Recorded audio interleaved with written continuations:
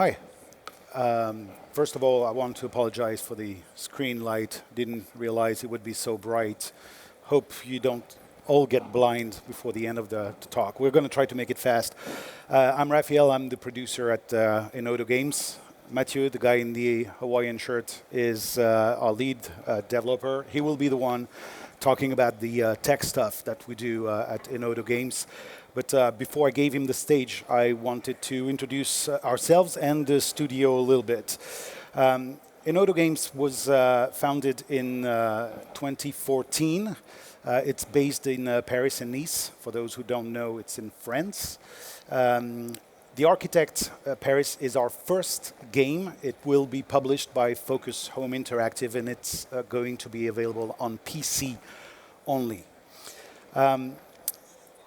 The studio was founded by this guy. He looks like a normal person, but believe me, he's the kind of guy who has like a million ideas popping into his mind every second and that you have to deal with. He's the creative director of the game. He was an architect for about 10 years before he started his first company back in 2007. The company was and still is Enodo, not Enodo Games. Basically what they've been doing is using real-time 3D technology and engines to render big architectural projects, to use it in security-related matters, industrial companies. Today, in 2019, this seems pretty standard. But when we started back in 2007, it was awesome. And actually, Enodo was one of the first companies, I believe, in the world to use video game technology in another field with such great success. So fast forward to 2014, JB starts Enodo Games to make a game. And obviously, it will be a game about architecture. That's how the architect was born, at least in his mind, because then we had to make it a game. And the tweak was that JB wanted players to be confronted with what a true city, a real city is. And that was making a big difference when you were talking about making a game out of it. Because when you're talking about Paris, which is the city we decided to render, you're talking about 100 square kilometer map. You're talking about over 130,000 plots of land. And you're talking about 2 million inhabitants, each of them driving pretty much their own car every day to work. And obviously it's a joke, but it's not too far from reality. So it sounds crazy like that, but on the other hand, it's just like another open world to render in a 3D engine. So what's the big deal? Well, the big deal is that in our game, you want to see the whole scene from above and with a visible horizon line. So when you try to put that into an engine, that's how it looks. That's going to be very short. That's the only thing I was allowed to show you today. So enjoy it, please. When we started to put everything into the engine we were using at the time started to sputter, not to say to miserably crash. That's when this guy came to us and said, look, guys, there's a way maybe to go around the problems that we have, which is rendering such a huge map at the same time. He started talking about something that other programmers didn't seem to understand really. It was about ECS, data-oriented development. And that's him who said at one point, we need to switch and we need to go with Unity. And I'm going to let Mathieu explain what happened next. Thanks, Raph. Hi, everyone. Before I start, just to know how many programmers are there right now. Okay, I'll keep it simple then. As Raphael just said, the Architect Paris will have one of the largest maps and especially with one of the highest mesh density ever seen in a city builder at least, and for now, let's say. One of the reasons is because we don't scale down the original Paris. Our map is more or less 100% accurate Streets are exactly on the same place they should be, same lanes and whatever. The only thing that we gamify a bit, really a bit, it's the number of buildings on each block. Because otherwise the map could be not really fun to play. It doesn't really change the density of our city, and that's what is matter right now. You already saw the numbers of the real Paris. I just want to make a quick look at the numbers inside the game. This is split into two categories, static entities and dynamic entities. For the first one, I just told you that custom rendering building plaza and park, so everything which is a construction in the game should be around 100,000 entities. This number is quite arbitrary because I have a control over it, so it's just to give you a rough idea. We'll see later why it's like this. City props, which is a city decoration, it's also the same. City trees, I did put them outside city decoration because they don't use the same shader. And you have all other stuff, especially about simulation, because every entity, every construction in the game has its own simulation part inside the city simulation.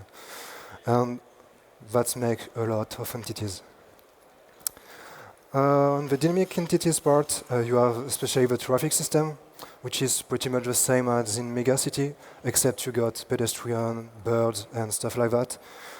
You also get everything that is quietly related to some gameplay mechanics, so I can't really speak about them right now, but let's just say there is a bunch of them. I don't remember if you, I don't know, if you know Megacity statistics. And if you don't, they are just there. And if you saw that, the first question you should have in mind is, okay, I just saw a project which is speaking about making a crazy big city, and it does have less render entities than Megacity had. So what's the point of the conference? Well, Megacity is amazing, don't get me wrong, but it's not just a question of numbers. The way we want to render a city is quite different. Having a certain numbers of renderers doesn't mean that the rendering pipeline is going to be complex.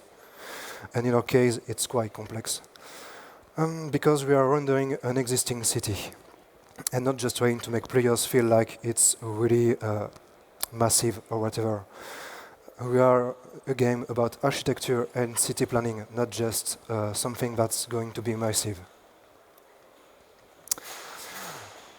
So the biggest difference between the Architect Paris and Megacity is about how we render a city, like I just said.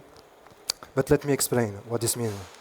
In Megacity, buildings are made from a set of bricks that are in a limited numbers. I don't remember how much, but the key point here is that it's limited. The rendering system is just packing and batching these bricks as players move around inside the map, which is, by the way, designed by level designer. And so it's huge, but the system doesn't really consider anything in the scene as a building. It just stops at bricks.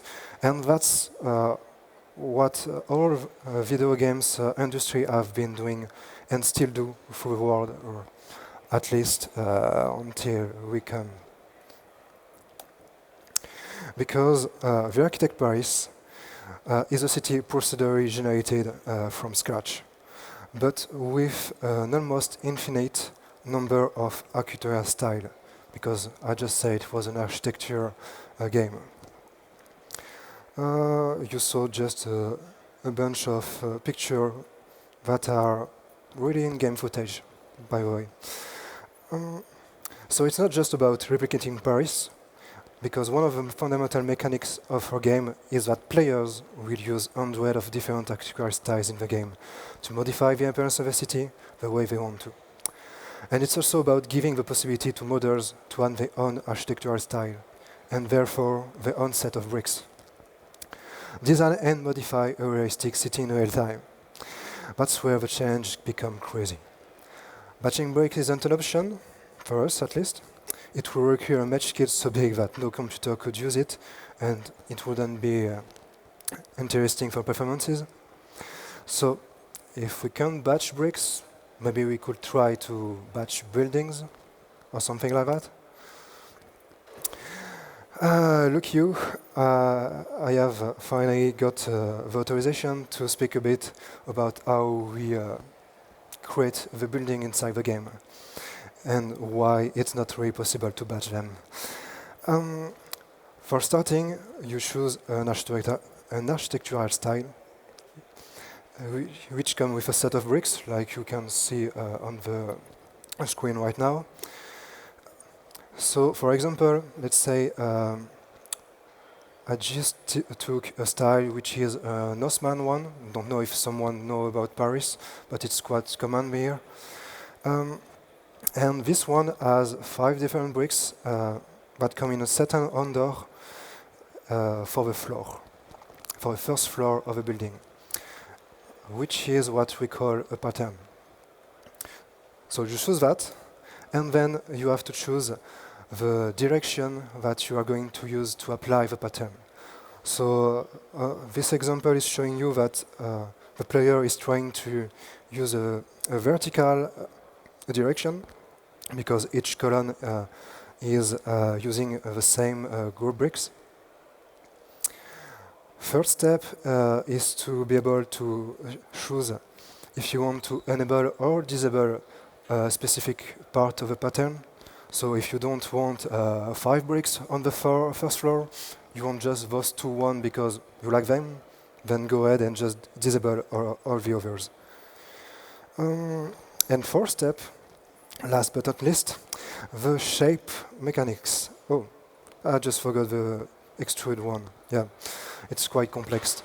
Before the shape mechanics, there is the extrude system, which allows you to extrude in or out some bricks on the facade, like you can see. And then you have the shape mechanics, which allow you basically to redraw each area construction at each floor of the building. So you can have really a lot of different stuff. And with all of those parameters, you can easily see why it's not really possible to have a set of buildings, because it won't work. So we got no brick batching, no building batching. So what's left to render our city? Well, let's take a dots approach for instance and take a look at the data. We have a city made of buildings, and it seems like buildings doesn't move that much. Maybe they don't even move at all. So why not render the whole city as one big mesh instead of rendering building one by one? Well, the answer is, like always, it depends. If you want this to work, we need to find the right balance between mesh size and local numbers. For the architect, the solution we found was to divide the map into fragments, which means, for those who know about it, that we are doing some spatial partitioning, but a simple version because we have pretty much the same density of the whole map. So we just split the map into some rectangle again and again. So to speak about the process step by step, we take the whole map, split the city into a first layer of fragments. We split again each fragment into a second layer of fragments. And then we repeat this operation until we get the right number of fragments that we want.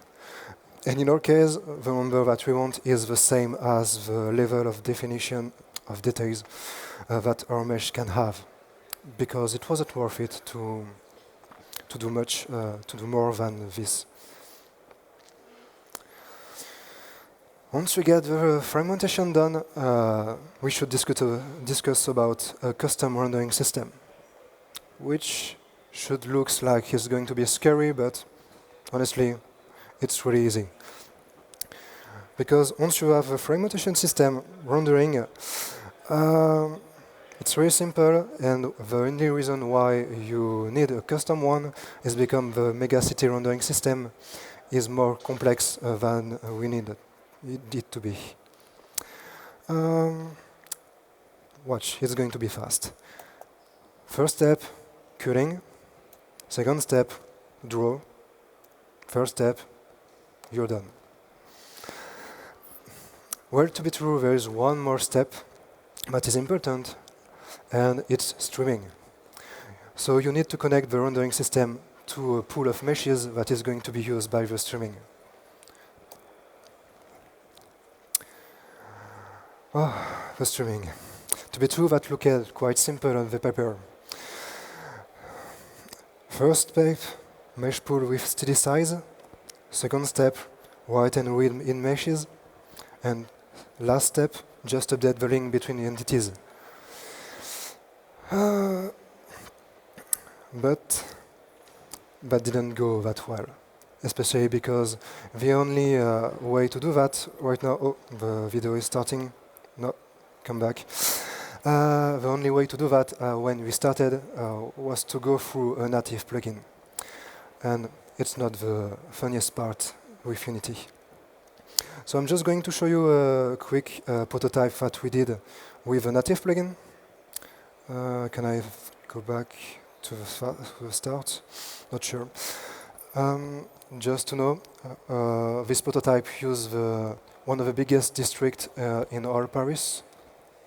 It just replicated a lot of time to fill up the whole city, because we didn't really have the time to modelize everything. So now that untech people can look at the video, I can say some stuff to the tech guys. The boring part with the native plugin is that for each data sent to the native plugin, I need the garbage collector to stay out of what I'm going to do. Which means that I have to duplicate all the code that is related to this data and make sure that the memory don't go crazy until I've done my stuff. That's heavy code maintenance and bug risky, and especially with the data we use, which isn't just one hit on one float. So on the native plugin side, it's pretty forward.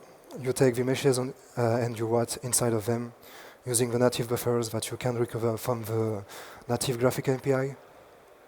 I won't go much deeper in this because we don't have the time first, and there is a lot of documentation available on Unity for that. So let's just finish this. Two things really troublesome with a native plugin. First one, the generation time for the mesh pools was several minutes, which is not something that you can afford for a game. And there was no real solution for that. And the other one is that some crash did occur time to time. And I wasn't really sure about why it does happen, because black box, you know. But everything I just told you about native plugin, well, if you don't intend, if you can wait a bit, you can pretty much forget about it. Because a few months ago, we got introduced to Unity 19.3, and it kind of resolves some of the trouble that we have with, because it brings with it a new advanced mesh API that, to put it simply, allow you to do what we were going to do inside the native plugin directly from C#. So, and on top of that, you also get rid of the several minutes of mesh pool loading. So it's pretty useful. We still need to test it because it's really, well, it's still in beta. But definitely it's something that could be the solution of mesh streaming, as it should be inside the Architect Paris. I just want to point out something before we end, is that DOTS and ECS is a design. It's not just something about performances. Keep it simple. That's a sentence that you should have heard a lot in your dev life. And my belief is that if you want to create the most amazing game, you don't need to make things complex. You don't even want to, in fact. Create simple data, create simple behaviors, and make them work together with simple connection. ECS may look like a very complicated things to handle, and some may be tempted to use it only just to gain performances.